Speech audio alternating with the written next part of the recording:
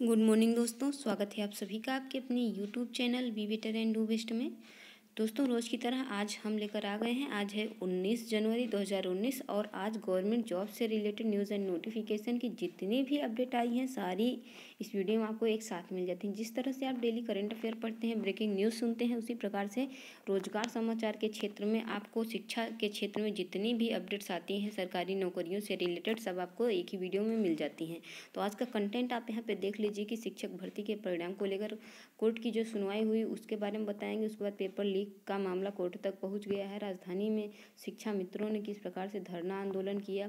CIF में vacancy आई है आपकी, और यहाँ पे देखिए कि 14 जनवरी से सामान्य वर्ग को 10% आरक्षण दिया गया। उसके बाद 41,500 वैकेंसी थी। इसका डीपीएससी का एक सेकंड सूची जारी हुई है, इसके बारे में भी आपको बताएंगे। साथ में मिलिट्री विभाग में महिलाओं को 20% आरक्षण मिला है। आईटीआई जो पास है उनके लिए एक रोजगार मेला शुरू हुआ है। तो सारी जानकारी हम देंगे। चलिए शुरू करते हैं। दोस्तों, आज का यह वीडियो शुरू करने से पहले आपको बता दें कि चैनल पे पहली बार आए हैं और आप चाहते हैं कि आपको इसी तरह आपके एग्जाम से रिलेटेड, गवर्नमेंट जॉब से रिलेटेड डेली की अपडेट मिलती रहे, तो आपको सिर्फ एक छोटा सा काम करना होगा कि चैनल पे पहली बार आए हैं तो चैनल को सब्सक्राइब करके बेल आइकन के बटन को दबा दीजिएगा। यहाँ पे आपको गवर्नमेंट जॉब से रिलेटेड न्यूज़ एंड नोटिफिकेशन के साथ साथ डेली स्पेशल क्लासेस मिल जाती हैं, जो यूपी टेट 2019, सीटेट 2019, शिक्षक भर्ती 2019 जो भी आगामी परीक्षाएं आने वाली हैं शिक्षक भर्ती की, और साथ में किसी भी एक दिवसीय परीक्षा की तैयारी कर रहे हैं तो उसकी भी तैयारी आप यहाँ से आराम से कर सकते हैं।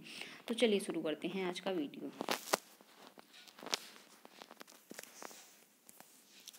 सबसे पहले यहाँ पे देख लीजिए सहायक अध्यापक भर्ती को लेकर कोर्ट का मामला कि मतलब 21 तक यथा स्थिति का आदेश। यथा स्थिति को आप लोग समझ लीजिए, बाद में समझ नहीं पाते हैं। यथा स्थिति का मतलब जो स्थिति है वहीं तक वह रहे, उसके आगे न बढ़े।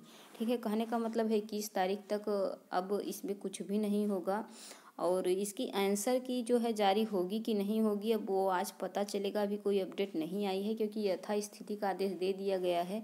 तो मुश्किल है कि यहाँ पे आंसर की जारी हो, लेकिन हो सकता है कि जारी हो जाए। ठीक है, अब यहाँ पे देखिए खंडपीठ ने ये जो कट ऑफ का मामला है, याचिकाकर्ताओं का कहना है कि कट ऑफ जो है बहुत हाई है और कम होनी चाहिए, क्योंकि नियम में ऐसा कुछ भी नहीं रखा गया था कि 60 या 65% कट ऑफ होगा। और जब नियम में नहीं रखा गया था तो परीक्षा प्रारंभ होने के बाद, भर्ती प्रारंभ होने के बाद किसी भी प्रकार का उसमें संशोधन नहीं किया जा सकता। यह जो भर्ती है उसके नियमों के खिलाफ है और इस नियमों की अवमानना करते हुए सरकार ने, आयोग ने ऐसा किया है। तो अब इस पर जो है जज साहब भी आपके साथी थे और काफ़ी वो कड़े निर्देश दिए। उन्होंने सरकार को साफ साफ कहा था कि आप 40-45 पे अगर चाहते हैं तो कर सकते हैं, नहीं तो फिर इस पर हम अपना फैसला रखेंगे। हाईकोर्ट ने सरकार को निर्देश क्या दिया कि 69,000 शिक्षक भर्ती कट ऑफ कम करने पर अपना पक्ष रखे। तो अभी सरकार अपना पक्ष रखेगी कि किस नियमावली के तहत। उसने प्रारंभ में ऐसा कोई भी चीज़ मेंशन नहीं किया था। यहाँ तक कि ये भी नहीं कहा था कि परीक्षा हो जाने के बाद हम जो है कट ऑफ निर्धारित करेंगे, ये भी मेंशन नहीं किया था। अगर ये भी मेंशन होता तो भी सरकार का पक्ष जो है थोड़ा सा सही हो जाता, लेकिन सरकार ने ऐसा कुछ नहीं किया। अचानक से जिस दिन पेपर हुआ उसके रात भर में पता नहीं क्या एनालिसिस किया कि वह 60 से 65% निर्धारित कर दिया। क्या पेपर देने के आधार पे कट ऑफ निर्धारित किया है कि कापियाँ चेक करने के आधार पे? अब पेपर देने के आधार पे करेगा तो उसमें डिसाइड नहीं कर पाएगा कि कितने बच्चे हैं जिनके नंबर जो है ज़्यादा आए हैं। तो काफ़ी सारा विवाद है। इस पर 21 तारीख को जो है आपकी सुनवाई होगी और 21 तारीख तक आपके परिणाम पर जो है रोक लगा दी गई है। सोमवार को तय होगा कि रिजल्ट कब आएगा। देखिए शिक्षक भर्ती परीक्षा 6 जनवरी को हुई थी उत्तर कुंजी, 19 को और 22 जनवरी को परिणाम आना है। हाईकोर्ट इस मामले में 21 जनवरी को सुनवाई करेगा, यानी हाईकोर्ट का जो फैसला देगा उसी के आधार पे रिजल्ट आएगा। तो अगर हाईकोर्ट जो है सरकार और आयोग के पक्ष में फैसला देता है तो अभ्यर्थियों के पास कोई रास्ता नहीं रहेगा कि उसके खिलाफ कोई एक्शन लें, क्योंकि सरकार ने डेट ही ऐसी रख दी है कि 21 को शाम तक फैसला आएगा और अगले दिन सुबह आपका रिजल्ट आउट हो जाएगा अगर वह सरकार के पक्ष में फैसला देती है। यही प्रक्रिया की यूपी टेट में हुई थी। अब जो भी होगा आपको बताया जाएगा। फिलहाल अपडेट यही है आपकी। और यहाँ पे देखिए जब बहस हो रही थी तो एक बात और हुई थी कि जज साहब ने यहाँ तक कह दिया था कि हम पूरी भर्ती को जो है रद्द कर देते। जिस प्रकार से आपने नियमावली के साथ छेड़छाड़ किया है, बिना किसी नियम के तहत आपने उल्टा सीधा सब जब मन किया तब कट ऑफ निकाल दिया। तो लेकिन उन्होंने कहा लाखों अभ्यर्थी पेपर दे चुके हैं, उनके भविष्य का सवाल है, तो इसीलिए रद्द नहीं करेंगे। लेकिन ये जो कट ऑफ है उसको कम होनी चाहिए और सरकार जो है अपना पक्ष इस पर दे। चलिए नेक्स्ट खबर यहाँ पे देख लीजिए। यही खबर ये भी है, ये इसी खबर से संबंधित है। यथास्थिति को आप समझ लीजिए कि वह प्रक्रिया अब आगे नहीं बढ़ेगी। अब आंसर की आएगी कि नहीं आएगी, चलिए उसके लिए हम थोड़ा सा एनालिसिस करेंगे, उसके बाद आपको जो है यहाँ पे बताएंगे, ठीक है। नेक्स्ट जो है आपको बता दें कि जो 69,000 शिक्षा भर्ती है, 69,000 शिक्षा भर्ती है पेपर लीक, ठीक है। पेपर लीक मामले में कोर्ट में जो है याचिका दायर हो गई है, ठीक है। याचिका जो है दायर हो गई है। तो ये आपके लिए बहुत ही बड़ी अपडेट है कि अभी तक धरना और आंदोलन हो रहा था, लेकिन कल जो है याचिका दायर हुई है और इसके बारे में जो भी अपडेट मिलेगी, जैसे ही रिट नंबर मिलेगा आपको सूचना दे दी जाएगी। आगे बढ़ते हैं। देखिए शिक्षा मित्रों ने राजधानी मतलब लखनऊ में डाला अल्टीमेटम, मतलब कि डेरा डाला उन्होंने। देख रहे हैं कितना बड़ा आंदोलन इन लोगों ने रखा है, यहाँ से देख सकते हैं कितनी दूरी तक दिख रहा है। तो आंदोलन क्यों डाला था थोड़ा सा देख लीजिए कि रात में भी डटे रहे शिक्षा मित्र। इतना ठंड का मौसम है फिर भी रात में वो लोग नहीं हटे, 24 घंटे शासन के जवाब का इंतजार करने को कहा। इसके बाद आंदोलन तेज करने की भी चेतावनी दी। मुद्दा क्या था आपको बता दें, शिक्षा मित्रों ने शुक्रवार को राजधानी में डेरा डाल दिया, साथ ही अध्यादेश लाकर टीटी से मुक्ति पाने की मांग की। मतलब इन्होंने कहा कि ये जो टीटी परीक्षा हमसे ले रहे हैं इससे हमको मुक्त कर दें, अध्यादेश जारी करके शीघ्र ही पहल न करने पर तेज आंदोलन इन्होंने कर दिया है। टीटी नहीं पास हुए होंगे तभी ऐसा कर रहे हैं, क्योंकि इनकी जो एक एज है, एक जो उम्र है, जो पढ़ने का जो उत्साह होता है, कहीं न कहीं उसमें जो है बहुत ज़्यादा शिथिलता आ गई है। एक तरफ 22 और 25 का एज वाला अभ्यर्थी है तो दूसरी तरफ 40 से 45 वाला अभ्यर्थी है, 38-40 साल का अभ्यर्थी है।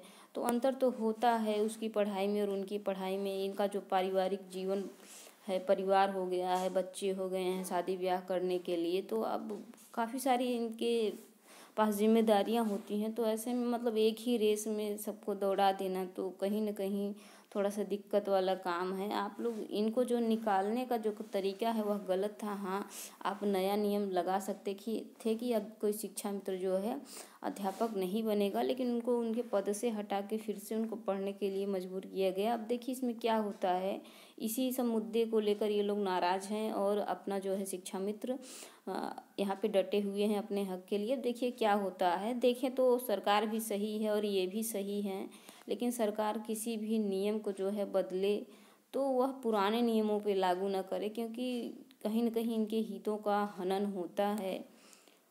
चलिए जो भी हो, बाद में इसके बारे में बात करेंगे। कुछ लोग कहते हैं कि शिक्षा मित्र का पक्ष ले रहे हैं हम, मतलब कि किसका पक्ष लें। देखिए पक्ष किसी की लेने की बात नहीं है, जो सत्य है जो यहाँ पे उसी के बारे में बोला जाता है। और मैं बता दूं कि मैं शिक्षा मित्र नहीं हूँ पहली तो बात तो, और मैं बीएड कर रही हूँ, बीएड अपीयरिंग कैंडिडेट हूँ मैं, ठीक है। तो ये बात अपने मन में मत रखिएगा आप लोग। चलिए नेक्स्ट यहाँ पे देखिए कि यूपी में भी सामान्य वर्ग के गरीबों को 14 जनवरी से 10% आरक्षण।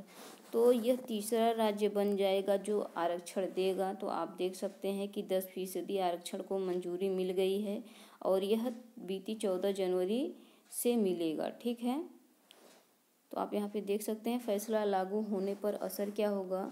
विभाग, चयन आयोग, भर्ती बोर्ड, आउटसोर्सिंग स्तर पर ले जाने वाली भर्तियों को भी लाभ मिलेगा। उच्चतर शिक्षा सेवा, ये जब शिक्षा विभाग है, तकनीकी शिक्षा, इसमें भी विभागों सामान्य गरीबों 10% आरक्षण का लाभ देने के लिए नियमावली में संशोधन करना होगा। तो उनको 10% का जो है आरक्षण मिलने वाला है। तो आप लोगों के लिए एक अच्छी खबर है कि क्योंकि यहाँ पे देखिए सामान्य और एसटी, एससी, ओबीसी और जनरल से नहीं होता, क्योंकि यहाँ पे आपकी जो आर्थिक स्थिति है उसके आधार पे देना चाहिए। अब कोई जाति से है तो ज़रूरी नहीं कि उसके पास पैसा कम ही हो, और कोई जनरल है तो ज़रूरी नहीं कि उसके पास बहुत ज़्यादा पैसा हो। तो यहाँ पे आर्थिक स्थिति का आकलन किया जाएगा और उसके आधार पे अब जनरल को भी थोड़ा सा आरक्षण दिया जाएगा। जो उतने हाई लेवल तक नहीं पहुँच पाते, आज भी उनकी स्थिति जो है ओबीसी और एससी के समान है। कई ऐसे जनरल कैंडिडेट हैं जो ओबीसी और एससी के समान हैं, तो उनको भी जो है 10% का आरक्षण यहाँ पे दिया जाएगा। चलिए आगे बढ़ते हैं। यहाँ पे देखिए उत्तर प्रदेश पुलिस 41,520 जो वैकेंसी थी, इसकी देखिए एक सेकेंड सूची मतलब निकली है, एक सेकेंड सूची निकली है महिलाओं की जो पद हैं, काफ़ी सारे पद जो हैं रिक्त रह गए हैं। तो अभी आप लोग ये दिमाग से निकाल दीजिए कि आपका कट ऑफ हाई जाएगा। कट ऑफ हाई नहीं जाएगा, अगर आप दौड़ निकाल लेते हैं आपका सिलेक्शन हो जाएगा। देखिए कुछ कमी तो भर्ती बोर्ड की भी है कि समय नहीं दे रहा है दौड़ने का। यह भर्ती प्रक्रिया 4 दिसंबर से, ठीक है, 4 दिसंबर से ही स्टार्ट है। 4 दिसंबर को रिजल्ट आया और 7 दिसंबर से ही ये लोग दौड़ करा रहे हैं। तो यही थोड़ा सा अगर जनवरी में कराते, पूरा दिसंबर रनिंग का टाइम दे देते, तो यह काम उनको न करना पड़ता। क्योंकि योग्य कैंडिडेट हैं, जो योग्य कैंडिडेट थे वो सब क्या हो गए कि दौड़ में फेल हो गए, चाहे वह महिला हो या पुरुष हो। जिसकी मतलब उतनी तैयारी नहीं थी, लोग रिजल्ट का इंतज़ार कर रहे थे कि रिजल्ट आए तब तैयारी करें, तो तैयारी का मौका नहीं दिया गया, तो दौड़ में फेल हो गया। बच्चे हैं वही थोड़े बहुत नंबर वाले, तो उनको अभी 5,000 से ज़्यादा महिलाओं को बुलाया गया है DVPST दौड़ के लिए। तो आप लोग जो है एक सूची जारी की गई, उस सूची को आप लोग देख लीजिएगा। यह वेबसाइट पे आ चुकी है और 5,000 से ज़्यादा कैंडिडेट हैं। तो लगभग जिसका भी थोड़ा सा ठीक ठाक होगा नंबर, जो माइनस में ज़्यादा नहीं गया होगा, तो सबका यहाँ पे आ गया है। अपना नाम डाल के, रोल नंबर डाल के सब वहाँ पे चेक कर सकते हैं आप। नेक्स्ट जो यहाँ पे खबर है वह CISF को लेकर एक वैकेंसी आई है, जिसके लिए आवेदन आपके 21 तारीख से स्टार्ट होने वाले हैं और 20 तारीख तक चलेंगे, ठीक है। फीस बताएं तो फीस ओबीसी और जनरल की 100 रुपये है। SC ST और फीमेल की जो है यहाँ पे कुछ पैसा नहीं लगेगा, फ्री में फॉर्म भरा जा रहा है, आप भर सकते हैं। टोटल पोस्ट 429 हैं। उसके बाद यहाँ पे पुरुषों की बात करें तो पुरुषों की जो पोस्ट है 328 है और महिलाओं की पोस्ट 37 है, ठीक है। और ये एक LDC की पोस्ट है, उसमें 64 पोस्ट हैं टोटल। एज की बात करें तो 18 से 25 साल इसकी एज है। और यहाँ पे थोड़ा सा एलिजिबिलिटी देख लीजिए कि आप इंटर पास होने चाहिए, ठीक है।